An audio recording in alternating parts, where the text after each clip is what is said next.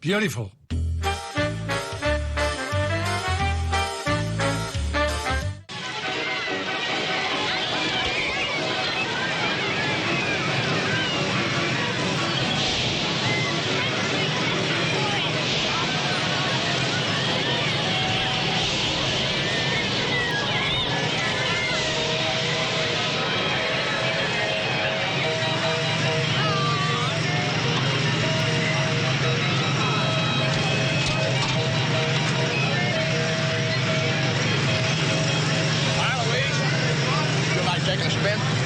Thanks, Jake. I'm no match for you.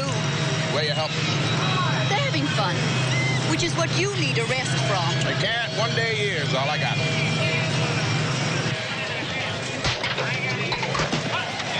All right, Chief, your turn. I missed. You know what that police chief needs? A bigger target. Expert instruction. Now, listen up, Chief. Now squeeze the trick.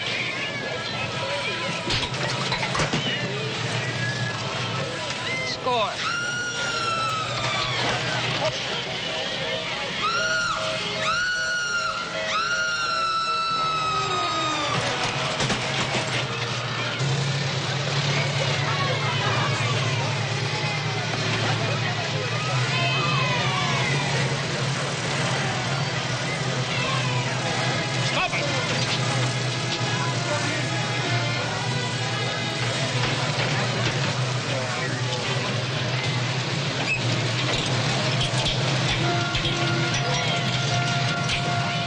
People, give me a hand. I'm a doctor.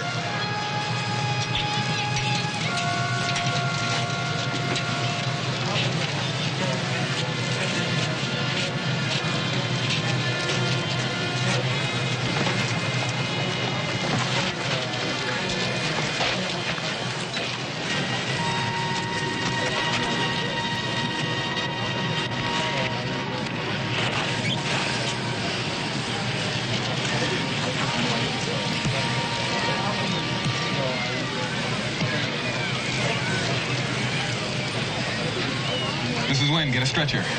What is it? I'm not sure. I'm gonna have to run some more tests. It looks like it might be enteric fever. Is that bad? Typhoid.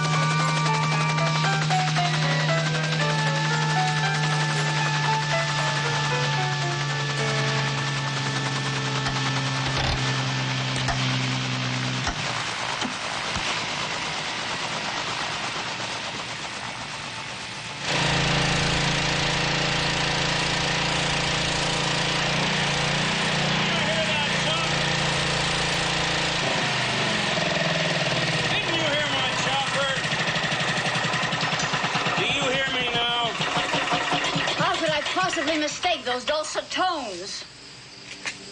I thought you didn't recognize me. Oh, you're the one who gave me that speeding ticket the first day I arrived in Dixon Mills, aren't you? Failed to give you Failed to speeding. give me the speeding ticket. That was about 1,000,000 years ago.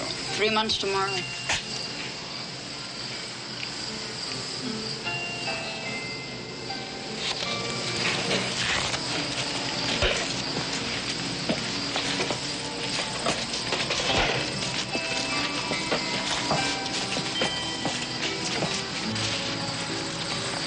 You look tired. How's Jake? First, why did you run away from the carnival? I got scared. I heard what Dr. Locke said. I got afraid. I just ran. Honey, I told you it was just one case. Typhoid is epidemic. There is never just one case. Ruth, I came here to see you, not the health department. Saw me yesterday. With hundreds of other people. And not for over a week before that. I went up to the lakes to work. Why? The loons get lonely. I get lonely. What's the matter? You told me you stayed out at Dixon Mills, eh? Which means you're worried. So forgive me if I worry. I only meant for you to be careful. Boil your water, wash your food in it, and stay at home.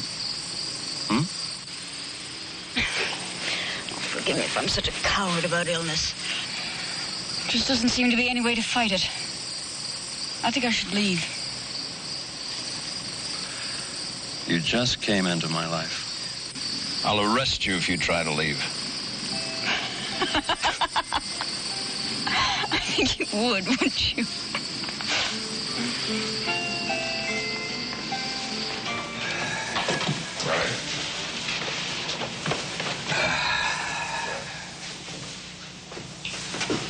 That's the last of Jake's contacts.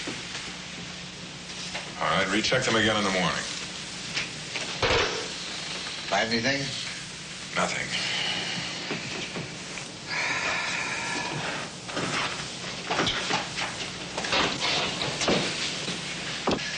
Tired? Every bone in my body. We checked the plumbing in Jake's house, the cheese factory down the road, the cafe where he eats, the water supply in the area. Not a trace of typhoid bacillus. I called the health department. Good. They're sending in enough serum to inoculate the whole area. We only have one case of typhoid, Doctor. One match starts a forest fire. That's a very profound statement. What happens when the mass inoculation starts a mass evacuation? We'll quarantine the town. Oh, I see. Call in the troops. Order everybody into their houses. Lock the doors. Put up roadblocks. Close down businesses. In other words, put a complete stop to daily life. Is that your plan? If we have to, yes. In that case, you better have some explanation prepared for the farmers. When their grain rots in the fields, the tomatoes spoil in the trucks, and the milk turns sour before it reaches the creamery. Doctor, Dan just called. The carnival people heard about Jake and they're packing their gear. You can't hold us.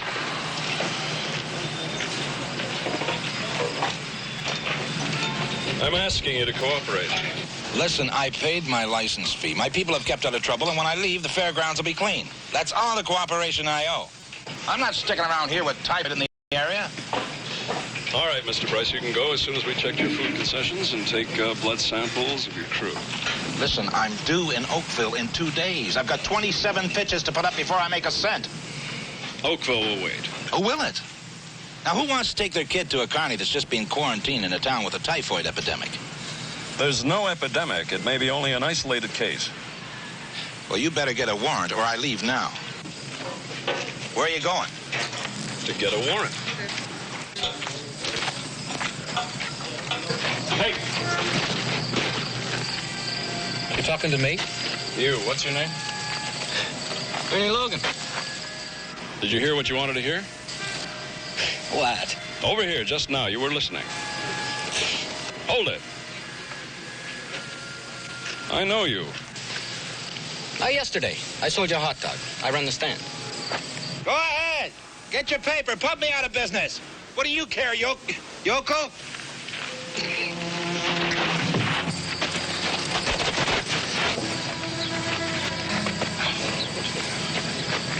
I really wasn't trying to listen, officer, but I did hear you say one isolated case, didn't I?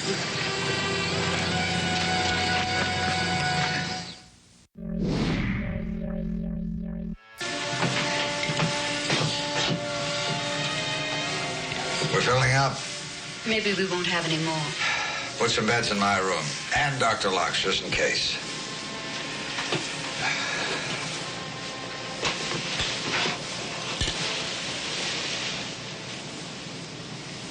And get help. Bring in every law officer you can reach and lock up this town. You're asking for an illegal quarantine. I can make it legal. I'll ask for authority from public health to declare an epidemic if you force me to. Simon, you wouldn't. I will if it's the only way to get up those roadblocks. No use, Stan. He wouldn't listen to me either.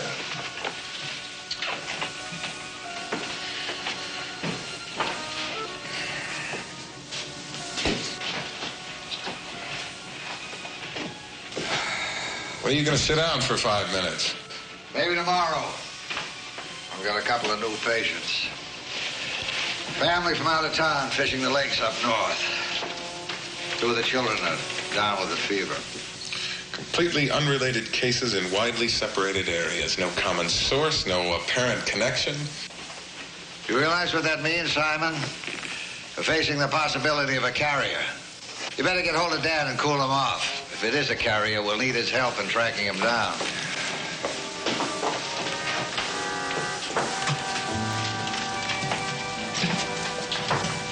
It's probably one of your patients. Maybe Jake. He was the first. Could be anybody but the patients. A carrier is a person that harbors the disease in his body but displays no symptoms. It's like a seed pod that blows in the wind and scatters germs everywhere. Well, what do I do if I find him? I mean, do you treat him or do I arrest him? Neither. He can't be cured and he can't be jailed. Accidentally spreading the disease does not constitute a crime. Catch him working around food and you can arrest him. But only then. Not for long. We're getting the latest list of carriers. But it probably won't be much help. Carriers move around a lot. They change their names, their appearances. Could it be someone who doesn't know he's a carrier? Yes, it could. And that's why we have to lock him up in this area before he can spread the trouble. Now, do I declare the epidemic nobody wants to admit is here, or do you set up the illegal roadblock?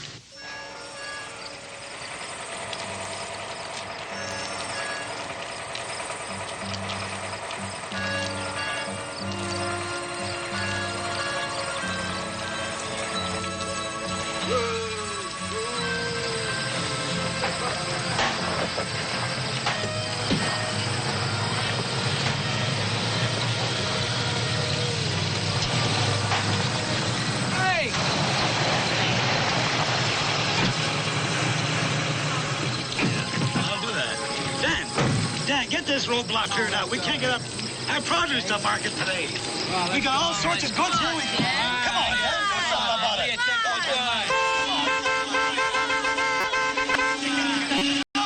Come on. Take a break here, eh? What's wrong with this guy today? Harry, thanks for coming up here to give us a hand. I see all your friends are here to say hello. Who's giving you the trouble? The guy, the lead truck. Kelly, why don't you listen to the officer? Because he told me to turn around and go back. I want to go through. I got a fortune tied up in this truck. You can't leave Dixon Mills until the doctors say you can. Why? What's wrong? I had my shot. I did what you told me. You can't leave until we find out how the typhoid got started. Now turn around and go home. All of you people will have to turn around and go back home. We will not let you through. That's what you said. We want to get out of here. What do you think you are? This is for your own good. Look, if I don't get those supplies to my place of business, I'm going to sue you and Andrew and... Right, Fred. See you in court. Baloney. To get away with this now. How long have you enjoyed such popularity? Only since I put up these roadblocks. Then don't they know why you're doing it? Harry, it seems nobody appreciates having his life saved. Thanks for sharing my glory with me. Relax. According to the doctors, the germ is practically never transmitted by direct contact. Would you prefer a kiss? No, thanks. If it's all the same with you, I'll shake hands the next time we meet. Hold your breath, Harry. I'm about to exhale. Follow me. Come on. Turn him around. Turn him around. What's the matter? Come on, Tommy. Dan? What do you expect me to do with a field full of prime #1 tomatoes, Dan? Glue them back under the bush or something? Maybe Nancy can turn him into ketchup, Tommy. Dan! Dan! How long are you going to keep us in this town, man? How am I supposed to make a living? What are you trying to do to us? Paycheck. What's wrong? Some character in this car took off like a bat from a belfry, headed into the hills. We picked him up just outside the carnival. He said his car broke down and he needed a ride north in a hurry. But when he saw the roadblock, he slammed out of the car and ran. You got a description? Yeah, 145 pounds, 5 foot 7 or 8, fair complexion, light hair, looked like he had a broken nose. He's with the carnival, runs a food concession. You know him? He said he sold me a hot dog, but I've seen him somewhere before. Well, I'm sorry I let him get away, but I thought this problem was more important. I'm sorry he got away, too. He may be the cause of this problem. Gotcha, Jake, but you were the first. They must know everything you did before you got sick. I told you what happened. All right, Jake, you called on Mike Crabb and Mrs. Pillsbury for the rent. It was the 1st of the month. Second. First was a Sunday. What about the Deacons? You own their place? I never saw the Deacons. They mail their checks in. And Ruth Warner?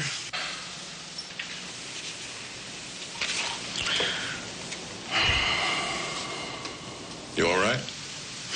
Doctor, please, I'm enjoying this little chat. Jake, Ruth rents one of your properties. Did you collect from her? No, she paid me 6 months in advance. Now think. Where were you? Jake, you spread this germ through town. We must know where you got it. It's not your fault, Jake. Somebody gave you a present you didn't want. Did you have a hot dog at the carnival?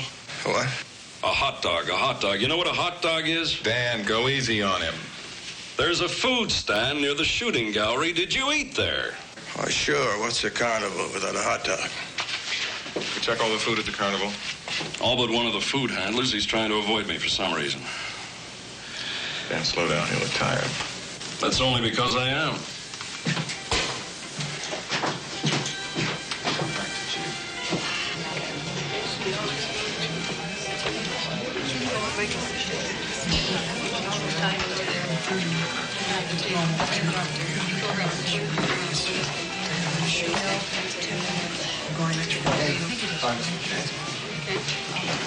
Easy now. I faint when my wife sews up a turkey. Don't worry about it. It'll be over in a second. I'll hold your hand. Is that a threat? Mrs. Wynn? Dan, do you know how much ketchup we could make from all those tomatoes my husband has on that truck? It was a joke, Nancy. A bad joke. Oh, you're a cut-up. You are. With somebody else's dollar. Mrs. Wynn, the man I described to you, the hot dog man for the carnival, Ernie Logan. Have you seen him? I've been watching. He's not on the list. Then he hasn't been inoculated. If you had a pool, I'd make you swim in tomato sauce. How's it holding up? All right for now.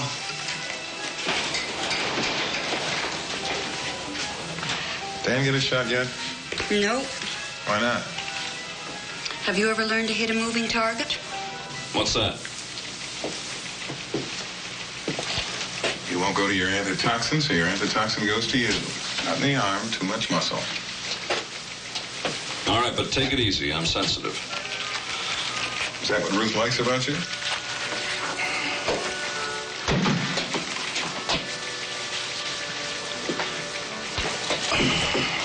Simon, that guy I told you about from the carnival, I can't find him in any mug book. And his name isn't on the list of the people who received their antitoxin or had their blood tested. Neither was yours until just now. Okay. Then why is he running? Why did he take off from his job? And why did he run from a roadblock? Carrier? I don't know. I never saw one before. Hiding out. Eating and sleeping where he can, no sanitation, no precautions. He could leave a trail of typhoid over the whole area. Old wells, ditches, dugouts, abandoned outhouses. We've been through it all. Incidentally, doesn't Jake own a little piece of property up here in the northwest corner? He sold it 2 years ago. Dr. Willison, what has the health department found? A mess. All I have to do is look at these scattered cases. Nothing in common. No cluster of cases near a cafe. Not even an underground stream feeding the wells. I was praying for a contaminated stream. A stream would make things easier to explain. But on the other hand, all this leaves us with one obvious and frightening conclusion. We're almost certainly dealing with a carrier, but one who knows it and is hiding it. A careful carrier. It'll be difficult to find. If we don't find him, there's no predicting what will happen. We control this outbreak, then in a while there's another one, and another. Well, what do we do?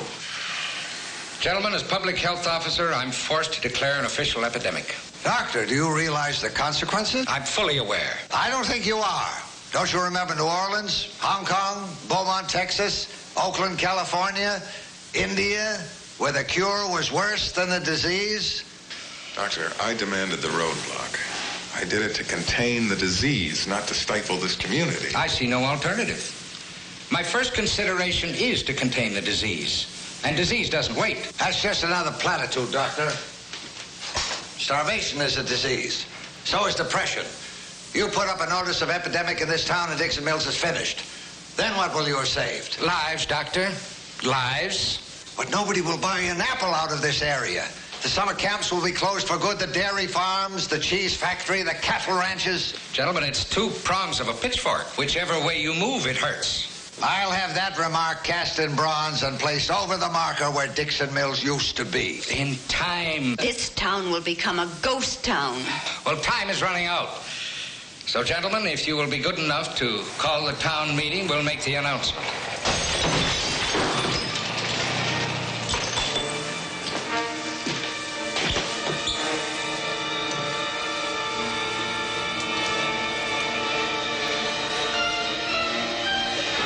Here's a list of the medication, Mrs. Wynn.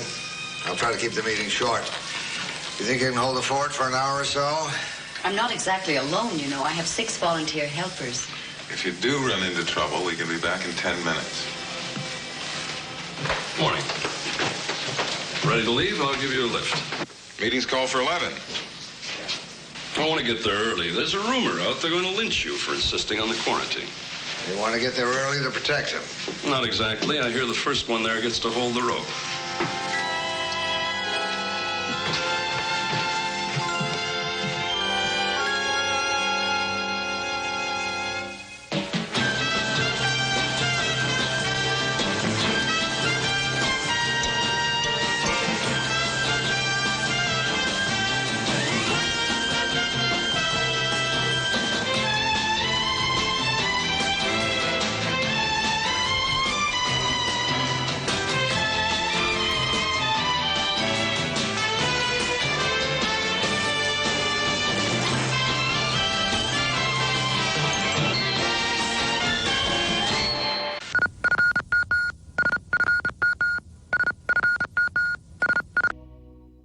Babies, it's me, Dracula, from Dracula's Kung Fu Theater. And did you know season 2 of my show is on the way? Well, now you do. It's soon.